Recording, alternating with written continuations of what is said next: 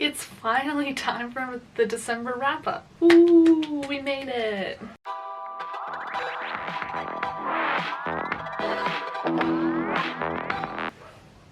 The dog is also very excited. The stack looks small, but there are big things to talk about. To start, though, we're gonna show off my December spread.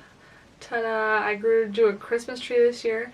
Last year I did the Christmas cactus. I think I want to do the Christmas cactus again next year because this one I didn't like as much. My page tracker, as you can tell at the end of the year, I tried really hard, especially today. I did do a spread for Old Favor Pass for the Aurelium readathon, so there's that spread. But I didn't actually read anything for it specifically because the Friday that it started was the Friday that my grandma ended up in the hospital and I was too distraught. I only have 2 of my little things done, but I will get to them to finish it off. So, but I also wanted to just show off, since it's the end of the year, my full spreads that I did for fun for tracking and stuff. So I have a ratings tracker that I made that's right here, and all the different colored books are different colors, so the legends up here for ratings. It looks pretty good. There's lots of pink in there, which means a lot of 4 stars. There's also a lot of pink on the next one, which is audio books.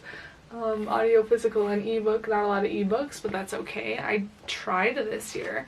And then I have all my pages of little tiny books with star ratings. Didn't end up printing all of them off yet. I still have to get to that. I'm going to invest in a colored printer. And then these ones are the last ones. So those were my little spreads for the end of the year. I'm very pleased with them. It was very, very nice. I had a good time making spreads this year. I got really creative and I very much appreciated that. But to move on to the official December wrap-up, I read 6 books and 4 of them were 5 stars. Can we believe it? 4 5 stars. Who am I? It was a pretty good year. So I read A Daughter of the Moon Goddess by Sulin Tan. Sulin Tan? Yeah, Sulin Tan. And I gave this one 5 stars. This is going to sound terrible because I don't want to compare books too much, but the same vibe from Spin the Dawn with everything that it was missing kind of was in Daughter of the Moon Goddess for me. Like everything that I wanted out of the disappointment, even though I love that series, the little duology or whatever, it felt like it was missing something, and I felt like I got that in Daughter of the Moon Goddess. In this book, we are following the main character, who is the Daughter of the Moon Goddess. Her mother took an elixir when she was dying, I think. She took it so that her husband wouldn't take it, and she became immortal and then was locked on the moon, forced to be the moon goddess alone for the rest of eternity, but they didn't know that she was pregnant with her daughter, so her daughter's kind of a secret. And she goes through this whole adventure after getting taken off the moon for her own safety to free her mother. And it is so good. I cannot wait to read the next one. Next up, we have Under the Whispering Door by TJ Klune, which I also gave 5 stars to. Who am I? I don't know. This one was really fun, and I literally could not stop reading it. I was listening to the audiobook, obviously, but because I don't have a physical copy, so I'm waiting for it to be paperback. I'm going to read it as soon as I get the paperback. It comes out January 30th. It's happening. I'm going to reread it. I need to go through and just highlight things that I loved, because there were so many things that I loved in here. This one follows our main character. I believe his name is Wallace. Correct me if I'm wrong. He has died. And he is going to this tea shop where he meets a cast of characters that are supposed to help him move to the Whispering Door and move on with his afterlife. But obviously things don't go to plan, and he does some haunting, and it's super fun, and I loved every second of it. Number 3 I read was The Riverman. I'm sorry, I cannot recall off the top of my head who this is by, but there's a picture up here. And this one I gave 2 stars to. I actually didn't really finish it. I got 50% of the way through before I gave up, but only because I'm not the intended audience. This is meant for middle grade people, and sometimes middle grade is really, really fun as an adult to read. It's very whimsical, it's very comforting, but this was not that for me, and that's totally okay. Other people might get the whimsical, comforting thing that I expect in a middle grade or I want when I'm reading middle grades, but it did not give it to me.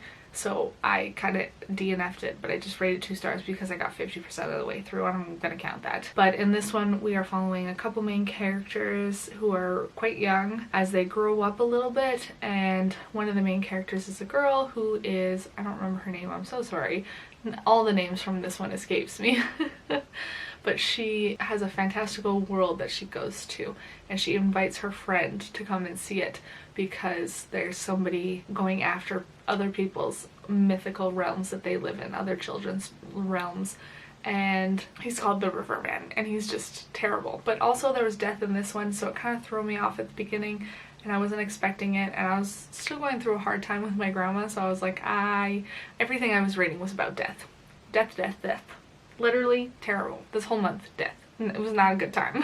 The next book I read, I actually have physically, finally. We're reaching the physical books, but I read The Iron King by Julie Kagawa. So I've been trying to get to this for a really long time, and I got like a good portion of this in, and I was like, why am I not vlogging this? It is absolute insanity. This is an older book, yes, and it is, how do I put this?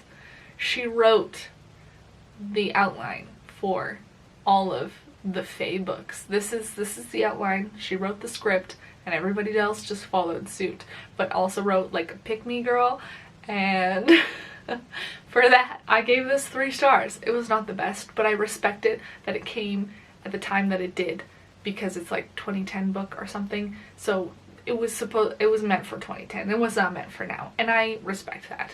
I will not be getting rid of it because I own like the whole series or something. I own the first 4 books at the very least, and I want to read them all because as much as hot flaming garbage this was, I had a fun time. It was so weird. I had to power through like the last 100 pages, but it was a time, and I hope that they just get better. Truly, because this was the original script for the Fae.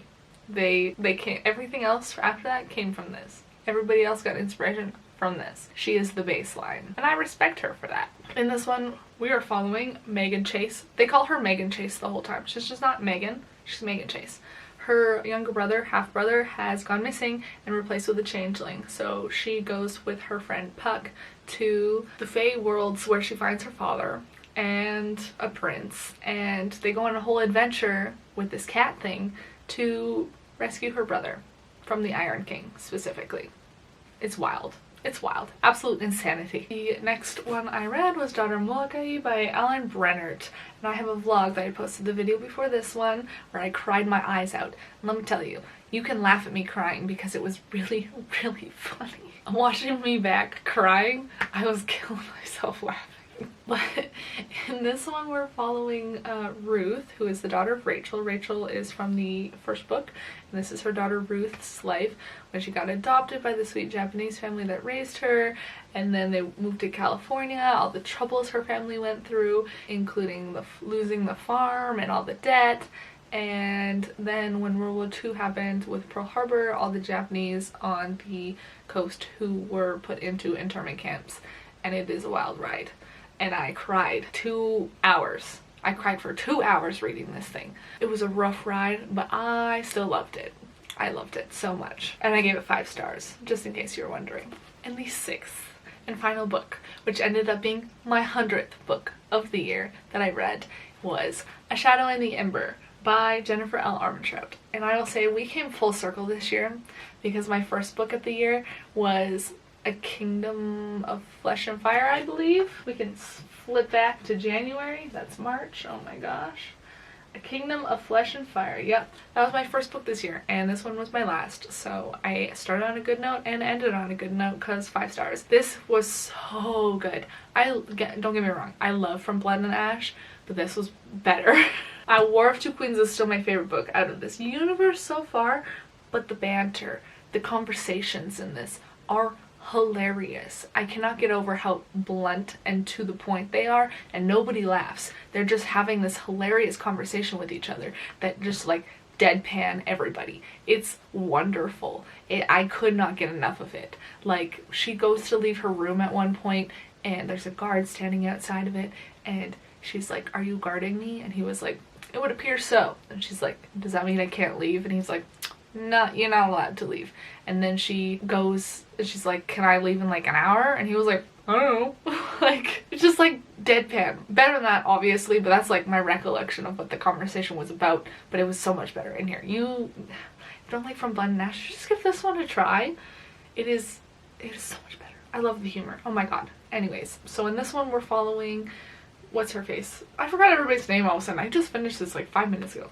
Sarah. We're following Sarah, Seraphina. She's a princess, but she is the maiden. She was kept secret because she was supposed to be the consort for the Primal of Death, and she was going to murder him. I couldn't figure out why she wanted to murder him for like a really long time, and I was like, this doesn't make any sense. But then it made sense later on. So that was a whole confusing thing I had to work through, but she gets rejected by him, and the dog didn't like that either. And now gets to do something with her life which she never expected. And eventually she does meet the Primal of Death. And it is wild. Oh my god, the amount of times this man says, do not touch what is mine. The vibes. The vibes are so good. Touch her and you die. That's the vibes. That he says it several times. Oh my god. So good.